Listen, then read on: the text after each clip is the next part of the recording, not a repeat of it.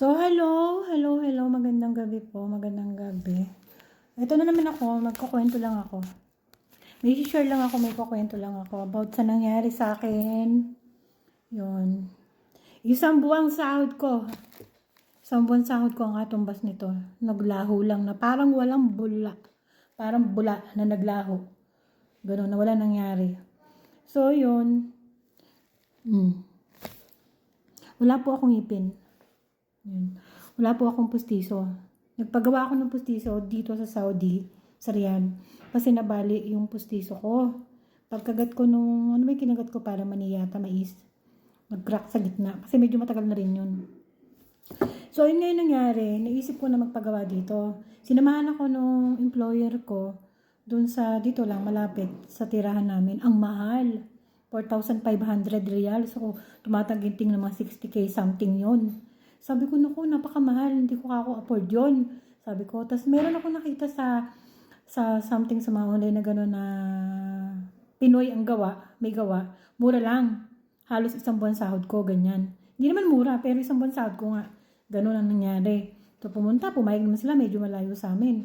Mga 30 minutes o gano'n, 45 minutes mula dito. So, syempre, inano nila kasi Pinoy nga, pumayag naman sila na gano'n. Nagpagawa ako. At nadismaya po sila sa nangyari. Ito po yung lipin niya. Maganda po siya. Maganda naman ang pagkakagawa niya. Sa mga kumakain po, excuse me po, maganda naman siya. Kaso pag sinuot mo, tingnan mo maganda yung labi ko ngayon. Pag sinuot mo siya. Pangit, di ba? Para akong may mouthpiece. So, pangit siya. Side by side. Para akong may mouthpiece. Ang pangit. Pangit, di ba? Obvious na.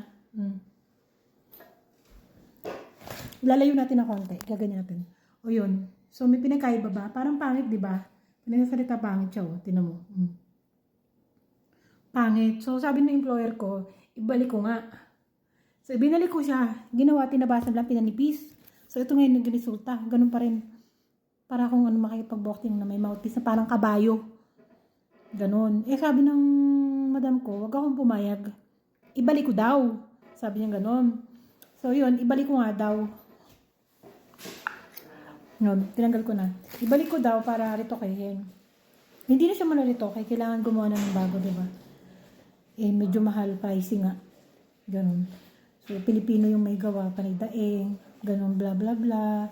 Medyo ganon. Hindi daw siya nakakasahod, ganyan. Marami siyang sinasabi.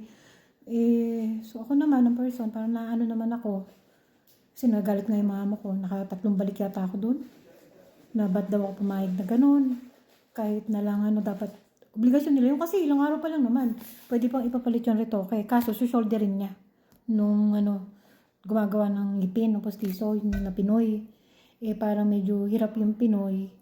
Kasi parang ilang buwan na siya hindi nakakasahod daw kuno, sabi niya.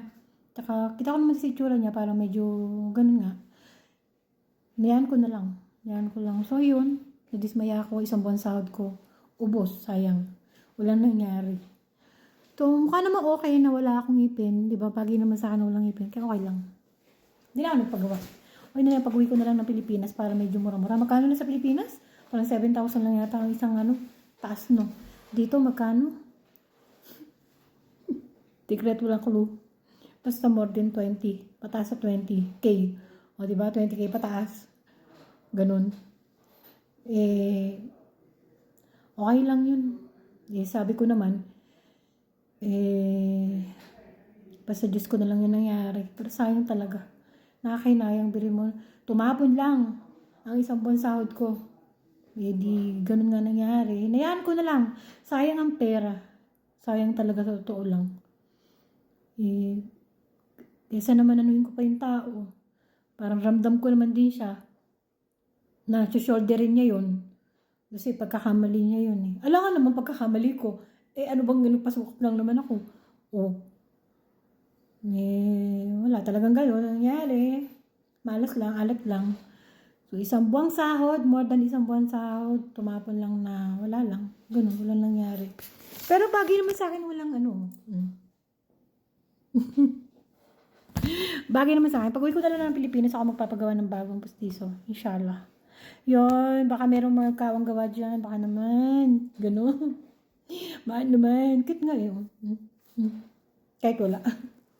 Wala lang, Jordan. So, yun lang. Pag magpapagawa ng ngipin. Ano ba? Anong masasabi ko? Ewan ko, hindi ko alam. Wala akong masabi. Basta, yun na lang. Bahala na si Batman. Okay naman ang wala. So, next year, inshallah. Pag uwi ko ng Pinas, doon lang magpapagawa.